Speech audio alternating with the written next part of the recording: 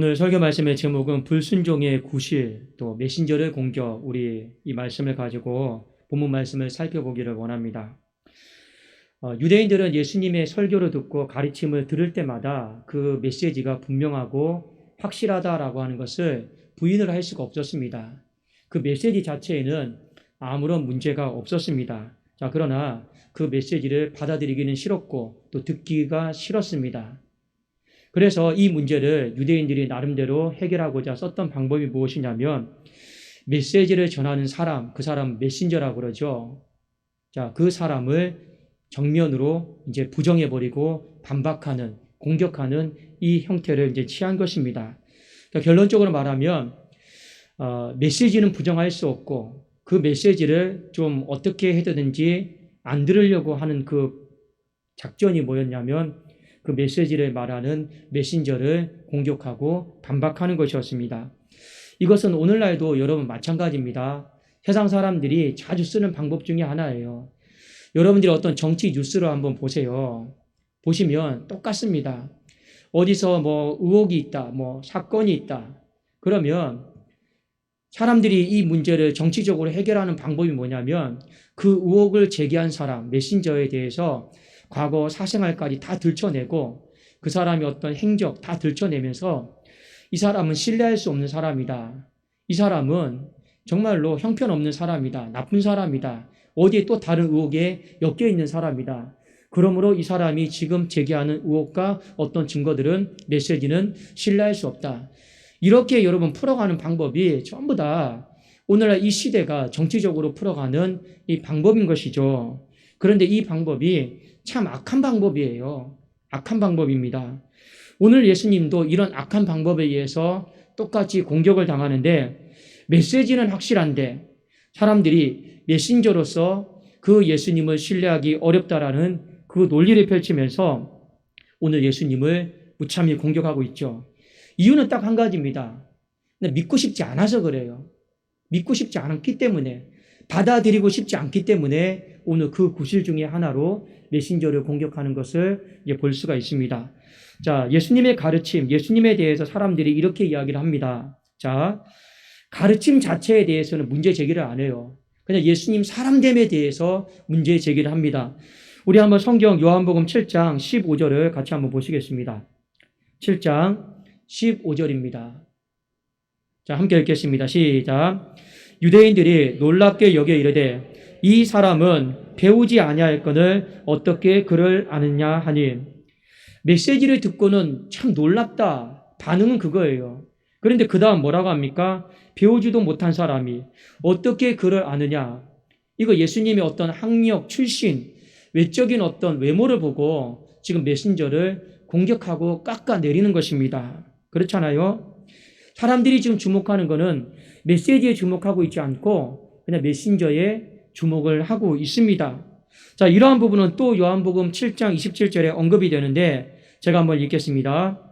그러나 우리는 이 사람이 어디서 왔는지 아노라. 이 말은 출생지, 고향이 어디인지 안다라는 거예요. 그리스도께서 오실 때에는 어디서 오시는지 아는 자가 없으리라 하는지라. 그리스도는 영적인 분이고 하나님의 대리인인데 그분이 오실 때 우리 모든 세상 사람들이 다 아는 것처럼 뭐 출생지, 어떤 자라는 환경, 이게 알 수 있다라는 게 말이 되느냐. 그 이야기인 거예요. 그러니까 보세요. 이 사람의 고향 출생지는 우리가 알고 있고 그리스도께서는 오실 때 어디서 오시는지 아무도 알지 못하는데 지금 이분이 전하는 메시지가 아무리 맞다 하더라도 이분의 고향 출생지는 우리가 다 알고 있다. 그러므로 이분은 그리스도가 아니다. 결론적으로 여러분 잘 보십시오. 말씀을 안 받아들여요. 가르침에 문제가 있는 게 아니에요. 그 사람을 못 받아들이겠다라는 거예요. 결국이 바로 그 문제인 것입니다. 자, 그들이 철저하게 이 가르침, 메시지에 주목하지 않고 예수님 자체, 메신저에 대해 주목하는 이유는 아까도 제가 말씀드렸지만 예수님 자체를 받아들이고 싶은 마음이 없어요. 그분을 받아들이게 되면 그분의 가르침도 다 받아들여야 되기 때문에 그렇습니다. 그래서 예수님이 이 답답한 마음에 오늘 결론적으로 7장 24절에 이렇게 말씀하셨습니다. 외모로 판단하지 말고 공의롭게 판단하라. 외모가 무엇입니까? 지금 출생지, 학력, 가방끈, 어떤 외적인 모습, 이 전부 다 외모 아닙니까? 가지고 있는 어떤 재산 정도, 다 외모 아닙니까? 그걸로 사람의 어떤 됨됨이를 판단하지 말고, 메시지를 판단하지 말고, 오늘 공의롭게라고 하는 건 어떤 의미입니까? 근데 올바른 표준으로 이 사람에게는 이렇게 적용했고 저 사람에게는 저렇게 적용하고 왔다 갔다 하는 그런 고무줄과 같은 그런 잣대 말고 공의롭게 올바른 표준을 가지고 판단해 봐라. 그리고 그 뒤에 뭐 모세 이야기도 나오고 할례 이야기도 나오는데 예수님이 그 공의롭게 올바르게 판단해 봤을 때 그러면 내가 틀렸냐? 그거에 대해서 반문하는데 이 유대인들이 한마디 말도 못하는 것입니다. 자, 그러면 여러분들이 한번 잘 생각을 해봅시다. 반대로 예수님이 권력이 있고 힘이 있고 돈도 많고 세상이 보기에 그냥 어떤 이 백그라운드가 그냥 출중했다라면 사람들이 예수님의 메시지 들었을까요? 듣지 않습니다. 이게 인간의 모순이에요. 왜 예수님의 메시지를 듣지 않느냐? 아무리 뭐 좋은 출생지, 좋은 환경, 좋은 대학, 충분한 세상의 권위가 있어도 사람들은 절대 예수님 말 듣지 않습니다. 이유는 왜 그러냐면 예수님의 메시지는 세상의 메시지와 근본적으로 결이 달라요. 뭐가 다르냐? 예수님의 메시지는 인간의 내면을 건드는 거예요. 이 인간의 내면 안에 있는 탐심, 탐욕, 음란, 정욕, 모든 제약들을 다 예수님이 한번 뒤집고 지나가는 거예요. 그런데 문제는 뭐냐? 요한복음 3장 19절에 보니까 이렇게 기록이 되어 있습니다. 그 정죄는 이것이니 곧 빛이 세상에 왔으되 사람들이 자기 행위가 악함으로 빛보다 어두움을 더 사랑한 것이라. 결국에 우리 사람은 겉으로 굉장히 많이 포장이 되어 있습니다. 굉장히 많이 괜찮은 사람으로, 그냥 썩 괜찮은 사람으로 포장되어 있죠. 그러나 주님은 포장지를 보시는 분이 아닙니다. 그 포장지 안에 가려져 있는 그 사람의 내면과 심령을 보시는데 주님은 어디까지 보시느냐?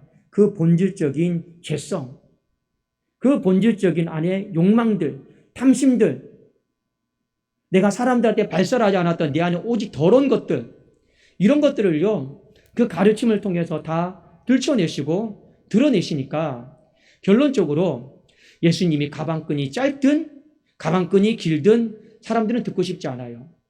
예수님이 좋은 대학에 나오셨든 안 나오셨든 사람들은 듣고 싶지 않은 것입니다. 왜요? 그 가르침 자체가 내가 듣기 싫은 말이거든요. 자기 행위가 악하기 때문에 빛 안에서 나의 악한 행위가 드러나는 것을 원하지를 않기 때문에 그렇습니다. 결론적으로 오늘 예수님이 이 본문의 말씀을 통해 인간의 한 가지 고집스러운 마음을 지적하십니다. 그것이 무엇이냐면 어떻게든지 듣지 않으려고 하는 사람이 있다라는 거예요. 어떤 상황 속에서도 어떤 환경 속에서도 아예 안 들으려고 마음을 작정한 사람들이 이 세상에 있다라는 거예요. 우리가 출애굽기 말씀에 보면 바로가 꼭 그와 같죠. 어떻게든지 그 마음은 안 들으려고 하는 겁니다. 여러분, 제가 일례로 말씀을 드릴까요? 우리가 신앙생활 하면서 가장 힘든 것 중에 하나가 누군가를 용서하는 거예요. 여러분, 용서가 쉽습니까? 어렵습니까? 이거 생각보다 어려운 문제예요. 그런데 용서하십시오, 이 말을 듣고 두 종류의 사람이 있어요. 한 종류의 사람은 내가 온전한 용서는 안 된다 할지라도 주님이 말씀하셨으니까 내 마음의 방향은 그래도 용서하는 쪽으로 내 마음의 방향을 설정한 사람이 있어요. 비록 온전한 용서는 여기까지 내 마음이 가야지 용서가 되는 건데 여기까지 가면 우리가 안 되잖아요. 그런데 이런 사람이 있단 말입니다. 그래도 말씀을 듣고 방향은 용서의 방향으로 튼 사람이 있어요. 여기까지는 안 가도. 그런데 또 하나 어떤 사람이 있느냐? 내가 얼마나 억울한데, 내가 얼마나 아픈데 어떻게 내가 저 인간을 용서를 해? 나에게 저렇게 아픔을 줬던 사람을 용서해야 하면서 말씀을 들었지만 아예 용서 자체를 안 하려고 방향을 이쪽으로 트는 사람이 있어요. 이 두 차이가 어마어마한 거예요. 근데 지금 예수님이 유대인들을 보면서 이들의 마음이 어떤 것이냐? 방향이 이쪽으로 틀려 있다라는 거예요. 그러니까 주님이 지금 뭐라고 말씀하십니까? 너희들의 방향을 이쪽으로 틀라라는 거예요. 이쪽으로 트는 게 뭡니까? 순종이에요. 온전한 순종은 안 되어도 순종해 보려고 마음은 좀 바꿔봐라. 그 부분에 대해서 이야기를 하는 거예요. 그래서 오늘 요한복음 7장 16절 17절에 이렇게 말씀하셨습니다. 자, 우리 같이 한번 읽어봅시다. 16절 17절입니다. 시작. 예수께서 대답하여 이르시되 내 교훈은 내 것이 아니요 나를 보내신 이의 것이니라. 사람이 하나님의 뜻을 행하려 하면 이 교훈이 하나님께로부터 왔는지 내가 스스로 말함인지 알리라. 주님이 먼저 뭐라 말씀하셨습니까? 내 교훈은 내가 자의로 말하는 게 아니고 하나님께서 내게 말씀하신 거 나는 그대로 받아서 전달자의 역할을 하는 것뿐이다. 자, 그런데 뒤에 17절에 이런 말씀을 하세요. 좀 이해가 안 되는 말씀인데 누구든지 하나님의 뜻을 실천하고자 한다라면, 그러니까 말씀을 순종하고자 한다라면 내 교훈이 하나님께로부터 왔는지 사람으로부터 왔는지 분별이 될 것이다. 여러분, 이 말이 무슨 말입니까? 저 교훈이 하나님으로부터 왔는지 사람으로 왔는지 그럼 우리가 머리로 분별해야 되잖아요. 우리 어떤 이성으로 분별해야 되는 영역입니다. 그런데 주님은 머리로 이성으로 하나님으로부터 왔는지 자의로 이 메시지가 왔는지 분별하려고 하지 말고 한번 순종해 보려고 마음 좀 바꿔봐라. 그러면 그 순종을 통해서 이 교훈이 하나님께로 왔다라고 하는 거 100% 알게 될 것이다. 그러니까 결국에 뭡니까? 메시지 자체는 아무 문제가 없어요. 결국에 사람들의 마음 가운데 방향이 이쪽으로 잘못 틀려 있단 말입니다. 그러니까 한번 순종해 보려고 한번 마음을 바꿔보라라는 거예요. 그래도 오늘 성경 말씀에 자, 하나님의 뜻을 행하려 하면 이것이 헬라 단어로 이 델로라고 하는 단어입니다. 어떤 뜻이냐면 그냥 내가 뭐뭐 하고자 한다, 나 좋아하다, 기뻐하다라는 거예요. 그러니까 제가 방금까지 우리 성도님들에게 말씀드린 그 내용입니다. 하나님이 말씀하셨어요. 그래도 온전한 용서는 안 돼도, 온전한 순종은 안 돼도 그래도 방향은 이쪽으로 한번 트는 걸 기뻐하고 좋아하는 거 원하라라는 거예요. 그러면 우리가 그 말씀을 순종하면서 아, 하나님의 말씀이구나. 이 말씀이 또 진짜 권위가 있는 말씀이구나. 나를 살리는 말씀이구나. 나를 행복하게 해주는 말씀이구나 하면서 또 한 걸음 더 나가고 또 한 걸음 더 나가고 또 한 걸음 더 나가고 그 말씀이 주는 영적인 유익을 다 누릴 수가 있다라고 하는 것입니다. 근데 문제는 여러분 무엇입니까? 순종할 마음 자체가 없어요. 그게 여러분 문제인 것입니다. 그러니까 주님이 뭐라 말씀하십니까? 외모로 판단하지 말고 공의롭게 판단하라. 이 메신저를 공격하는 건 우리가 어떻게든지 하나님의 말씀에 순종하지 않으려고 찾는 구실 중에 그냥 하나일 뿐입니다. 사람 공격하는 거예요. 그냥 저 사람 공격해서 저 사람이 하는 말 안 듣겠다라는 거예요. 이건 우리가 하나님 말씀 앞에서 순종하지 않겠다라는 다양한 우리 합리화가 구실이 있거든요. 그 중에 하나예요. 그래도 주님이 외모로 판단하지 말고 공의롭게 판단하라 말씀을 한 겁니다. 오늘 우리가 읽었던 요한복음 7장 그 바로 위에 본문에 보면 예수님의 형제들도 있죠. 가까이에 있지만 예수님을 안 믿어요. 믿을 마음이 그냥 없습니다. 그게 그 당시의 영적인 분위기였습니다. 믿지 않으려는 마음, 순종하지 않으려고 하는 그 마음들이 사람의 이 내면 속에 많이 있다라는 거예요. 많이 있습니다. 자, 그런데 예수님이 우리에게 분명하게 말씀하셨어요. 너희들은 나의 메시지를 들어야 된다. 왜 들어야 되느냐? 1번, 내가 하나님 앞에서 순종하는 삶을 살고 있기 때문에. 여러분, 그게 맞아요. 여러분들이 사람과의 관계 속에도 마찬가지입니다. 정말 저 사람이 얼마나 설교를 잘하고 얼마나 많은 논리적으로 잘하고 성경 지식을 얼마나 많이 알고 있는지 그게 중요하지 않아요. 그 사람이 정말 뭐랄까요? 가방끈이 짧고 학력이 안 좋고 뭐 하버드 대학을 안 나왔어도 정말 중요한 거는 우리가 사람과 어떤 관계 속에서도 마찬가지입니다. 그 사람이 하나님 앞에 지금 순종의 삶을 살고 있다라면 여러분 그 사람의 겉모습을 보지 마시고 공의롭게 판단하고 들으시라라는 거예요. 이 우리의 삶의 어떤 모습 속에 또 굉장히 중요합니다. 여러분 오늘 이 시대가요 그냥 참 안타까운 건 뭐냐, 저 사람이 순종의 삶을 살고 있느냐 안 살고 있느냐 그건 정말 중요하지 않게 돼버린 시대예요. 그냥 저 사람이 얼마나 설교 잘하느냐, 그냥 저 사람이 얼마나 성경 지식을 논리적으로 명확하게 능숙하게 잘 풀어내느냐, 거기에 사람들이 다 몰리고 거기에 우리의 어떤 믿음을 충족하려고 하는 그런 시대 속에 살아가고 있습니다. 물론 어떤 그 메시지 전하는 사람과 그 사람을 나쁘다라고 얘기하는 게 아니에요. 기본적으로 우리가 무엇을 쫓아가고 있느냐라는 거예요. 겉모습을 쫓아가면 안 된다라는 거예요. 하나님이 공의롭게 판단하라고 한 것은 최소한 내가 너희들이 봤을 때 순종의 삶을 살고 있다라면 이유 불문하고 외적인 거 불문하고 너희들은 당연히 내 말을 듣는 게 맞지 않느냐, 여기에 대해서 이의를 제기한다는 자체가 어불성설이지 않느냐, 이 부분에 대해서 이야기를 하고 있습니다. 그러므로 우리에게 동일하게 한 가지 말씀하시는 거죠. 우리가 예수님의 제자로 살아가면서 우리에게 필요한 모습이 무엇입니까? 우리에게 필요한 모습이 바로 순종의 모습을 즐거워하는 거예요. 여러분의 마음 가운데 하나님의 말씀을 들었을 때 이쪽으로 세우지 말고 부족하더라도 내가 이쪽으로 내가 즐겨하고 기뻐하고 이 방향으로 내가 어떻게 되는지 들으려고 하는 마음으로 바꿀 수 있기를 주님의 이름으로 축원합니다. 여러분 주변에서 누가 권면을 해요. 그러면 기본적으로 보세요. 저 사람이 지금 순종의 삶을 살고 있는가, 그걸 먼저 보세요.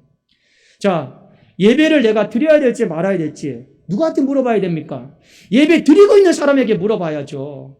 예배 안 드리고 있는 사람에게 내가 지금 현장 예배를 드려야 됩니까 말아야 됩니까? 그거 물어보면 일구의 가치도 없는 거예요, 솔직히요. 내가 이 물질을 하나님 앞에 드려야 됩니까 말아야 됩니까? 그러면 여러분 물질을 드리고 있는 사람한테 가서 물어봐야죠. 물질을 드리게 인색해하고 억지스러운 마음을 갖고 있는 그 사람에게 가가지고 내가 이거 드려야 되냐 말아야 되냐, 그러면 여러분 답은 뻔하잖아요. 내가 기도 생활을 해야 됩니까? 오늘 나가야 됩니까? 말아야 됩니까? 그 누구한테 물어봐야 되는 거예요. 내가 지금 기도의 자리에 삶을 살고 있는, 순종의 삶을 살고 있는 그 사람에게 물어봐야죠. 그리고 그 사람에게 내가 영적인 조언을 구했다라면 순종해야 되는 거 아니겠습니까? 하나님이 우리에게 하시는 말씀입니다. 예전에 누가 이렇게 말을 했습니다. 이것이 죄인지 아닌지는 누구한테 가서 물어봐야 해요.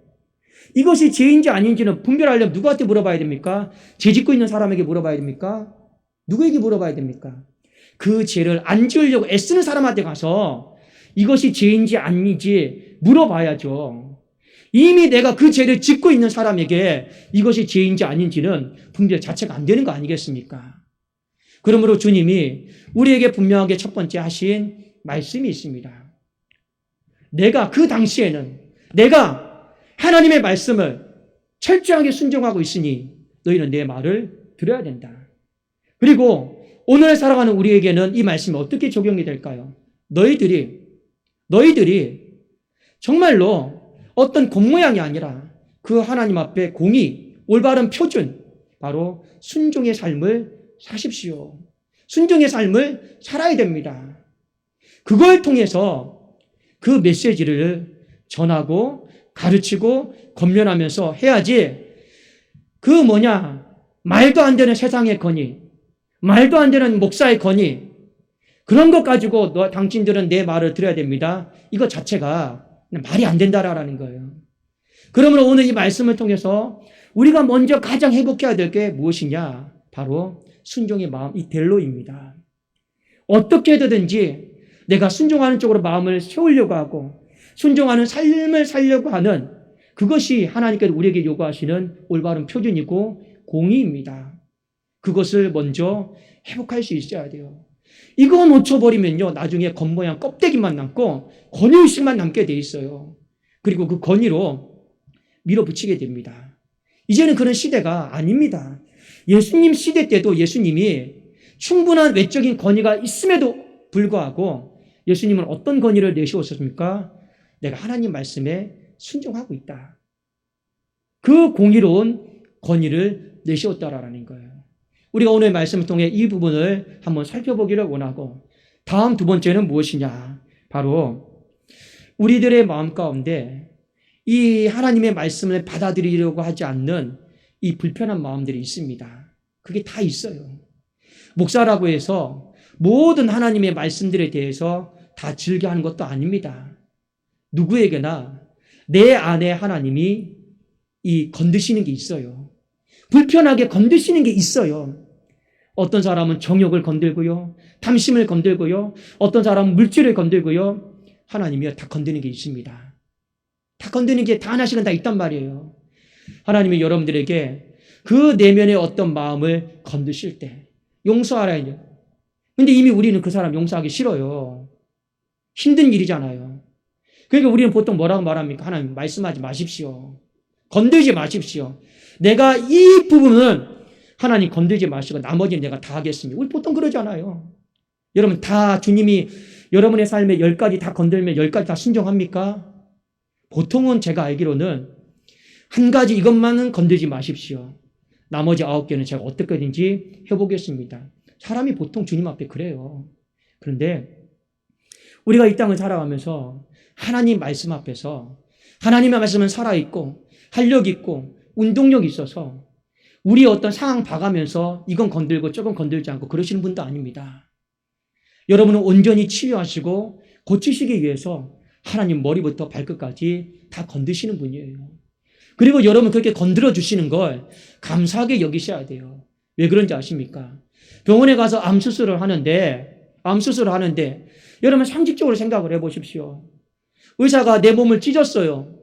이 부위에 암이 있다 생각을 하고 암을 들춰냈어요. 자, 그런데 의사가 바라보니까 그 옆에 또 암이 전이가 되어 있어요. 그러면 여러분 그 옆에 전이 되어 있는 암도 의사가 건드려 주기를 원하십니까? 아니면 이건 내가 계약상 내가 한 게 아니니까 건드리지 마십시오. 이게 맞습니까? 어떤 게 맞아요? 그래도 건드려 주기를 원하는 거예요. 건드려 주셔야지 그 의사의 손에 맡겨진 환자가 사는 것 아니겠습니까? 그거 안 건드려 놓으면요, 나중에 또 다른 곳에 또 전이가 돼요. 그래도 우리 주님이 하신 말씀이 그겁니다. 너희들의 마음 가운데 하나님의 말씀이 너희들의 마음을 건들 것이다. 그런데 기본적으로 어디를 건들든 간에 이런 마음은 가져라. 제가 받아들이겠습니다. 제가 순종하겠습니다. 제가 믿어보려고는 해보겠습니다. 제가 좀 나가보려고는 해보겠습니다. 제가 기도할 때도 입을 열어보려고는 애를 쓰겠습니다라고 방향은요, 이렇게 정하시라라는 거예요. 그러면 어떻게 됩니까? 그 가르침으로 인해서, 그 말씀으로 인해서 그 영과 육이 회복이 되고 치유가 되고 살아나는 거예요. 그런데 왜 유대인들은 하나님의 말씀을 그렇게 많이 접했음에도 불구하고 영과 육이 회복이 되지 않습니까? 바로 오늘 말씀에 보니까 순종하려고 하는 마음이 없고 어떻게 되든지 이 똑똑한 머리를 가지고 불순종의 구실을 그냥 찾으려고 애만 쓰고 있더라라는 거예요. 여러분, 우리 교회가 이제 11월 달부터 40일 특별 새벽 기도회로 들어갈 것입니다. 저도 한 번도 40일 새벽 기도회 해본 적이 없습니다. 없어요. 그러면 이것에 대해서 어떤 분들의 반응은 그렇겠죠. 이미 40일이다라고 하는 이 말만 들으면 머리가 아파요. 그럼 어떻게 하면 이것을 내가 빠져나갈 수 있을까? 이 궁리하시는 분도 있겠죠. 그런 마음 갖지 마시고 한 번도 목자를 비롯해서 해본 경험이 없다라면 마음은 여러분 어떻게 가져야 됩니까? 그래도 한번 들여나 보자. 내가 드리겠다. 내가 순종해야겠다. 이 40일을 통해서 하나님이 우리 교회 가운데 영적인 대각성과 부흥을 주기를 원하고 있지 않습니까? 그러면 한번 믿자. 믿는 마음으로 내가 한번 방향을 틀어서 드려보자. 그러면 교회가 수술되어지고 교회가 회복되어지고 교회가 고쳐질 줄로 믿습니다. 그것이 하나님께서 오늘 유대인들에게 그렇게 고치고 싶어서 하신 말씀인데 수술 자체를 거부하잖아요. 내 몸을 열어보이는 것 자체를 거절하잖아요. 그러니 하나님이 어떻게 합니까? 포기해버리는 거예요. 우리 교회가 하나님이 포기하지 않고 여러분의 가정과 여러분의 삶도 하나님 포기하지 않고 그 가르침 말씀을 통해서 다 고쳐주시고 완쾌해 주시고 치료해 주시는 은혜가 있기를 원합니다. 여러분 마음 가운데 한 가지 마음만 잘 준비하십시오. 온전한 순종 바라볼 필요 없습니다. 그저 방향만, 순종하고자 하는 그 방향만 여러분이 맞추십시오. 그러면 하나님께서 반드시 그 가르침을 믿는 자들에게 주시는 어마어마한 축복과 은혜와 치유가 우리 교회와 여러분의 가정 가운데, 신령 가운데 임하게 될 줄로 믿습니다. 기도하겠습니다.